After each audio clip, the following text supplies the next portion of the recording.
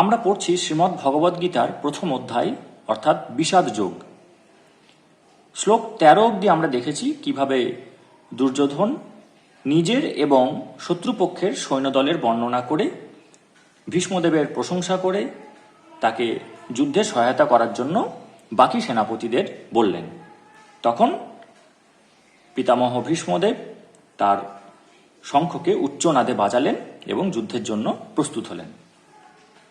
এছাড়াও অন্যান্য শঙ্খ, ভেরি, অন্যান্য ঢাক, শিঙাসমূহ একত্রে বেজে উঠল।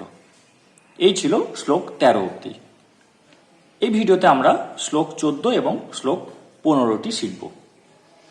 বিজি 1.14 তত শ্বেতৈ হয়র্যুক্তে মহতি সন্দনে স্থিতৌ মাধব পাণ্ডবশ্চৈব দিব্যৌ শঙ্খ প্রধোদ্মতু।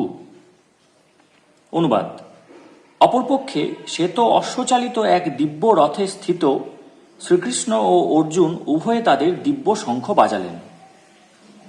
তাৎপর্য: ভীষ্মদেবের শঙ্খের সঙ্গে বৈসাদৃশ্য দেখিয়ে শ্রীকৃষ্ণ ও অর্জুনের হস্তস্থিত শঙ্খকে দিব্য বলে বর্ণনা করা হয়েছে।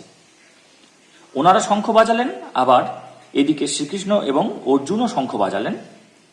এদের শঙ্খটাকে দিব্য বলা হচ্ছে এবং রথটাকেও দিব্য বলা হচ্ছে। এর তাৎপর্যটা বুঝতে হবে।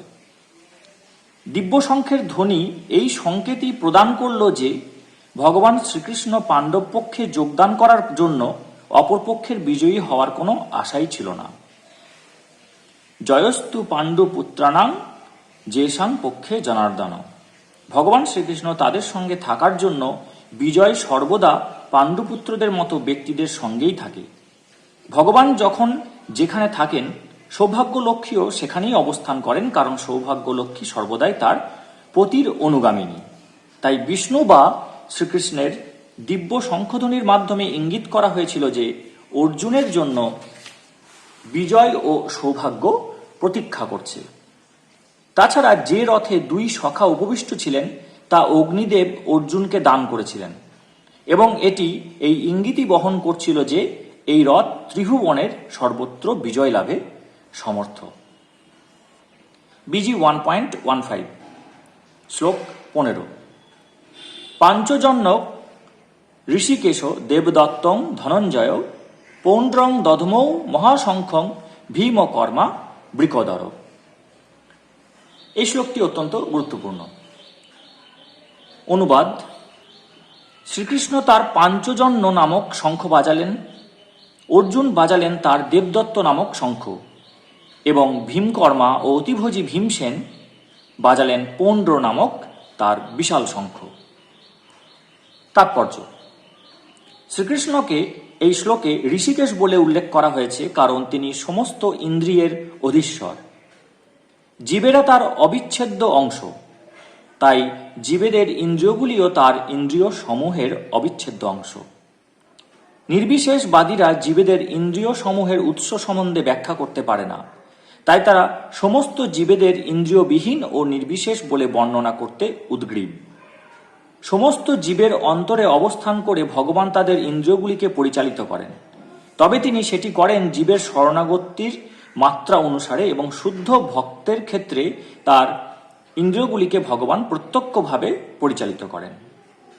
এখানে কুরুক্ষেত্রের যুদ্ধক্ষেত্রে অর্জুনের দিব্য ইন্দ্রিয়গুলিকে ভগবান সরাসরিভাবে পরিচালিত করেছেন, তাই এখানে তাকে ঋষিকেশ নামে বিশেষভাবে অভিহিত করা হয়েছে। আমরা যখন গীতাটা পুরোটা দেখব, আমরা এখানে দেখতে পাবো যে ভগবান এবং অর্জুনের মধ্যে যখন কথোপকথন হচ্ছে তখন বিভিন্ন নামে একে অপরকে ডাকছে। এগুলো কিন্তু এমন নয় যে অনেক নামের মধ্যে যে কোনো একটা নামকে বেছে নিলাম। যখন যে নামটা প্রয়োজন সেই নামটাকে কিন্তু বলা হয়েছে, সেটা আমরা আস্তে আস্তে দেখব। এখানে যেমন ঋষিকেশ নামটা প্রয়োজন ছিল বোঝানোর জন্য। এখানে কুরুক্ষেত্রের যুদ্ধক্ষেত্রে অর্জুনের দিব্য ইন্দ্রিয়গুলিকে ভগবান সরাসরিভাবে পরিচালিত করেছেন, তাই এখানে তাকে ঋষিকেশ নামে বিশেষভাবে অভিহিত করা হয়েছে। ভগবানের বিভিন্ন কার্যকলাপ অনুসারে তার ভিন্ন ভিন্ন নাম আছে। যেমন মধু নামক দানবকে সংহার করার জন্য তার নাম হয় মধুসূদন। গাভী ও ইন্দ্রিয়গুলিকে আনন্দদান করেন বলে তার নাম গোবিন্দ। বসুদেবের পুত্ররূপে অবতীর্ণ হয়েছিলেন বলে তার নাম বাসুদেব। দেবকীর সন্তান রূপে অবতীর্ণ হয়েছিলেন বলে তার নাম দেবকী নন্দন। বৃন্দাবনে যশোদার সন্তান রূপে তিনি তার বাল্যলীলা প্রদর্শন করেছিলেন বলে তার নাম যশোদানন্দন। এবং সখা অর্জুনের রথের সারথি হয়েছিলেন বলে তার নাম পার্থসারথী। কুরুক্ষেত্রের রণাঙ্গনে অর্জুনকে পরিচালনা করেছিলেন বলে তার নাম ঋষিকেশ। অপরদিকে অর্জুনকে এই শ্লোকে ধনঞ্জয় বলে অভিহিত করা হয়েছে, কারণ বিভিন্ন যাগযজ্ঞের অনুষ্ঠান করার জন্য তিনি তার জ্যেষ্ঠ ভ্রাতাকে ধন সংগ্রহ করতে সাহায্য করতেন। তেমনি ভীম বৃকদর নামে বিদিত, কারণ যেমন তিনি প্রচুর পরিমাণে আহার করতে পারতেন, তেমনি তিনি হিড়িম্ব নামক আদি দানবকে বধ করার মতো দুঃসাধ্য কর্ম সাধন করতে পারতেন।